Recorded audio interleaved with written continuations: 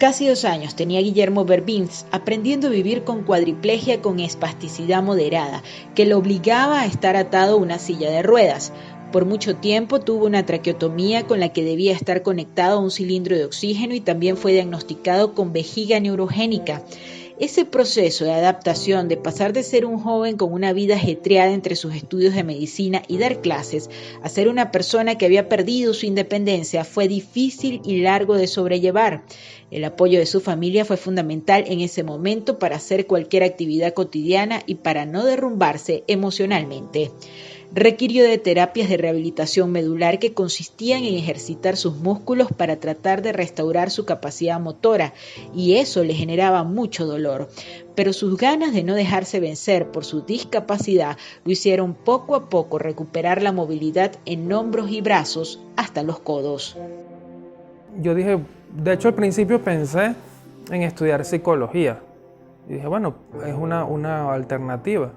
Tenía que comenzar pues 5 años completos, a estudiar 5 años completos en psicología, también en unas instalaciones que eran desconocidas para mí. Yo había pensado psicología dentro de la UCLA también. Le pregunté a mi familia su opinión, entre ellos mi mamá, y mi mamá me dijo, ¿por qué no terminas de estudiar medicina? En realidad ya estás por graduarte.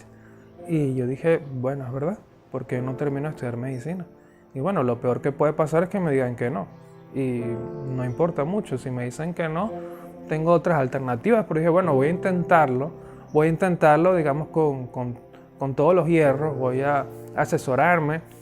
Su mantra es una frase icónica de Theodore Roosevelt, expresidente de Estados Unidos, que dice, haz lo que puedas con lo que tengas donde estés.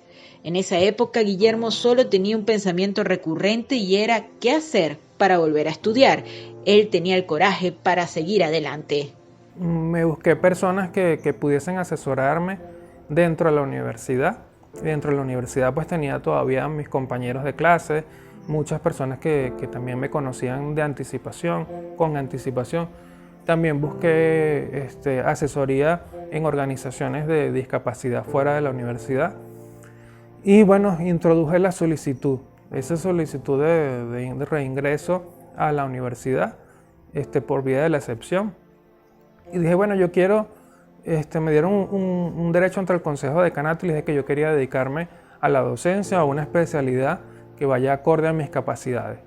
Ellos me escucharon, estuvieron estudiándolo mucho tiempo, aproximadamente 9 meses, y luego me dijeron que sí.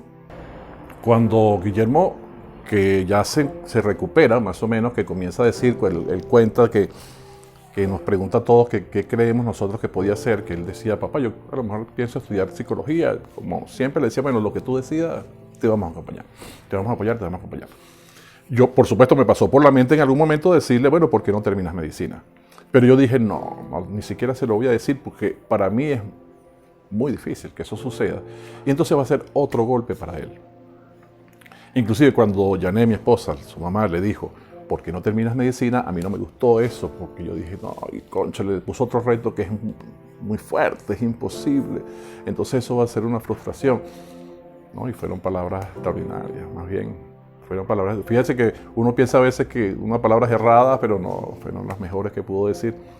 Y eso fue parte de ese inicio que ya contó Guillermo en relación a retomar la carrera. Su solicitud causó revuelo entre los académicos y abrió un debate acalorado que duró 9 meses para determinar si era posible que pudiera volver a estudiar. El Consejo del Decanato de Ciencias de la Salud de la UCLA lo integran 13 jefes de departamento que conforman la estructura del programa de medicina y enfermería, más 4 autoridades, entre ellas el decano José Francisco Guirnaldos, quien se mantiene vigente en ese cargo. El director de medicina, el de enfermería, el director administrativo, también coordinadores que tienen voz en las discusiones pero no votan en las decisiones finales y que representan los departamentos de extensión de estudios, investigación científica y posgrado. Hubo integrantes de ese consejo de decanato que se tomaron la solicitud de Guillermo como una lucha personal para hacer que retomara su carrera, como la doctora Olga Tovar, hoy fallecida, quien era la directora del programa de medicina y que le agarró gran cariño al joven y era una de las más empáticas con su caso. Además, fue pilar fundamental para convertir a la UCLA en la universidad más inclusiva del país. Realmente fue una solicitud que en su momento causó mucho revuelo dentro de nosotros en el decanato, porque no estábamos acostumbrados, como era la primera oportunidad, eso implicaba un análisis detenido de cómo íbamos a tratar al entonces bachiller Guillermo Bervin, para que él adquiriera las competencias que exige el sexto año y pudiera obtener su titulación como médico cirujano. Lo primero que hicieron en la UCLA fue indagar si otras universidades habían egresado estudiantes con condiciones similares a las de Guillermo y determinaron que no había ninguna. Entonces el reto era mayor. Los debates en el Consejo de Decanato se dividían entre los que creían que Bervins sí podía ejercer la medicina aunque no tuviera movilidad en manos, piernas y extremidades, porque existían especialidades médicas que no requerían del contacto físico con un paciente para dar un diagnóstico y aplicar un tratamiento, como microbiología, epidemiología, parasitología, gerencia hospitalaria e incluso dermatología, y estaban los que defendían la tesis que eso era algo imposible. Cuando le sucede a Guillermo lo que le sucede, está ya en el sexto año de medicina. Ya en el sexto año de medicina ha cursado todas las cátedras de clínica quirúrgica, clínica obstétrica, clínica de medicina interna, clínica pediátrica. Entonces el sexto año, para que tenga una idea, básicamente se divide en dos grandes fases.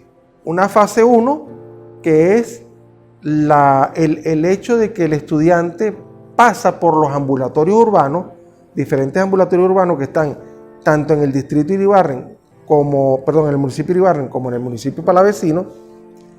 Ahí ellos van a estar con un especialista en la consulta de pediatría y consulta de medicina interna, que se hace un triaje y se ve el paciente, se examina al paciente, se establecen diagnósticos diferenciales y se presenta el caso al especialista. En este caso, evidentemente, como tú lo dices, que tenía limitaciones Guillermo, ahí él, en la parte de obtención de los datos físicos, era apoyado por compañeros de él, sin duda alguna. Pero en la parte de intelectual, de establecer el diagnóstico diferencial de esa serie de signos y síntomas que habían sido recabados, llevarlos a un diagnóstico, hacer un diagnóstico diferencial y hacer un planteamiento de trabajo con el especialista que en ese momento estaba. Ese trabajo intelectual lo hacía Guillermo y eso permitía medir su conocimiento y su capacidad de interpretar esos signos y esos síntomas y conformar un diagnóstico y establecer un plan de trabajo al respecto. La segunda mitad del sexto año se realiza en la medicatura rural. Por 6 meses los estudiantes atienden tanto a adultos como a niños en el área rural.